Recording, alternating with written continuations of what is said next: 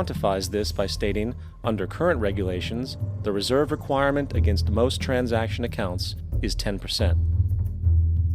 This means that with a $10 billion deposit, 10% or $1 billion is held as the required reserve, while the other $9 billion is considered an excessive reserve and can be used as the basis for new loans. Now, it is logical to assume that this $9 billion is literally coming out of the existing $10 billion deposit. However, this is actually not the case. What really happens is that the $9 billion is simply created out of thin air on top of the existing $10 billion deposit. This is how the money supply is expanded. As stated in modern money mechanics, of course they, the banks, do not really pay out loans from the money they receive as deposits. If they did this, no additional money would be created. What they do when they make loans is to accept promissory notes, loan contracts, in exchange for credits, money, to the borrower's transaction accounts. In other words, the $9 billion can be created out of nothing simply because there is a demand for such a loan and that there is a $10 billion deposit to satisfy the reserve requirements. Now, let's assume that somebody walks into this bank and borrows the newly available $9 billion. They will then most likely take that money and deposit it into their own bank account. The process then repeats, for that deposit becomes part of the bank's reserves. 10% is isolated, and in turn 90% of the $9 billion, or $8.1 billion, is now available as newly created money for more loans. And, of course, that 8.1 can be loaned out and redeposited, creating an additional 7.2 billion, to 6.5 billion, to 5.9 billion, etc. This deposit money creation loan cycle can technically go on to infinity. The average mathematical result is that about $90 billion can be created on top of the original $10 billion. In other words, for every deposit that ever occurs in the banking system, about 9 times that amount can be created out of thin air. Money jitters? Ask the obliging Bank of America for a jar of soothing instant money, M-O-N-E-Y, in the form of a convenient personal loan. So, now that we understand how money is created by this fractional reserve banking system, a logical yet elusive question might come to mind. What is actually giving this newly created money value? The answer? The money that already exists. The new money essentially steals value from the existing money supply. For the total pool of money is being increased irrespective to demand for goods and services. And as supply and demand finds equilibrium, prices rise, diminishing the purchasing power of each individual dollar. This is generally referred to as inflation, and inflation is essentially a hidden tax on the public. What is the advice that you generally get? And that is, inflate the currency. They don't say debase the currency. They don't say devalue the currency. They don't say cheat the people who are saved. They say lower the interest rates. The real deception is when we distort the value of money. When we create money out of thin air, we have no savings, and yet there's so-called capital. So my question boils down to this: how in the world can we expect to solve the problems of inflation, that is, the increase in the supply of money, with more inflation?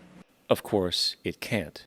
The fractional reserve system of monetary expansion is inherently inflationary. For the act of expanding the money supply, without there being a proportional expansion of goods and services in the economy, will always debase a currency.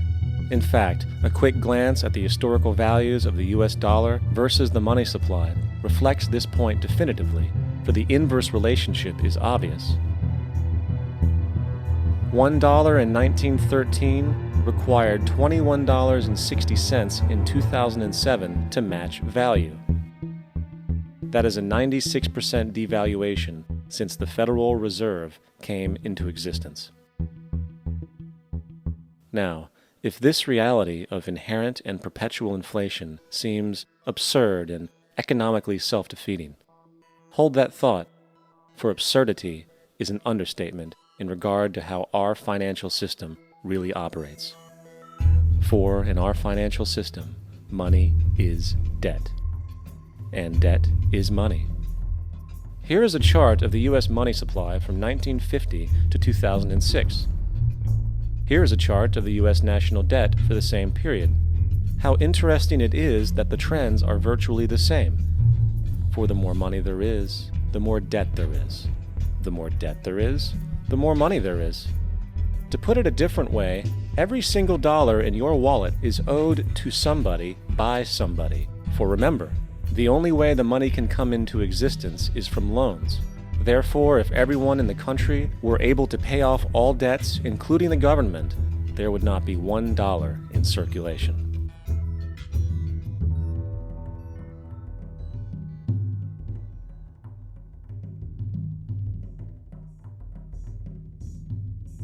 In fact, the last time in American history the national debt was completely paid off was in 1835 after President Andrew Jackson shut down the central bank that preceded the Federal Reserve.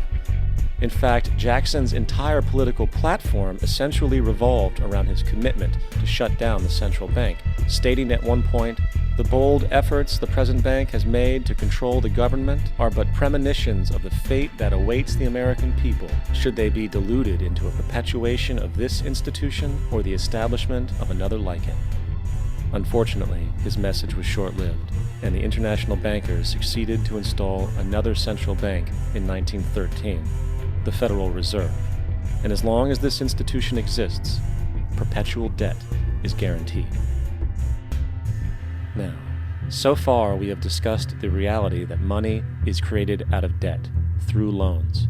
These loans are based on a bank's reserves, and reserves are derived from deposits. And through this fractional reserve system, any one deposit can create 9 times its original value, in turn debasing the existing money supply, raising prices in society.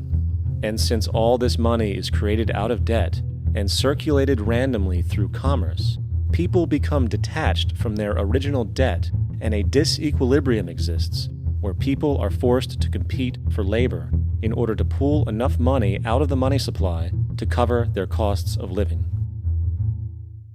As dysfunctional and backwards as all of this might seem, there is still one thing we have omitted from this equation. And it is this element of the structure which reveals the truly fraudulent nature of the system itself: the application of interest. When the government borrows money from the Fed, or when a person borrows money from a bank, it almost always has to be paid back with accrued interest. In other words, almost every single dollar that exists must be eventually returned to a bank with interest paid as well. But if all money is borrowed from the central bank and is expanded by commercial banks through loans, only what would be referred to as the principal is being created in the money supply. So then, where is the money to cover all of the interest that is charged? Nowhere. It doesn't exist. The ramifications of this are staggering, for the amount of money owed back to the banks will always exceed the amount of money that is available in circulation. This is why inflation is a constant in the economy, for new money is always needed to help cover the perpetual deficit built into the system, caused by the need to pay the interest. What this also means is that mathematically, defaults and bankruptcy are literally built into the system, and there will always be poor pockets of society that get the short end of the stick. An analogy would be a game of musical chairs, for once the music stops, somebody is left out to dry. And that's the point. It invariably transfers true wealth from the individual to the banks. For if you are unable to pay for your mortgage, they will take your property. This is particularly enraging when you realize that not only is such a default inevitable due to the fractional reserve practice, but also because of the fact that the money that the bank loaned to you didn't even legally exist in the first place. In 1969, there was a Minnesota court case involving a man named Jerome Daly, who was challenging the foreclosure of his home by the bank which provided the loan to purchase it. His argument was that the mortgage contract required both parties, being he and the bank, each put up a legitimate form of property for the exchange. In legal language, this is called consideration.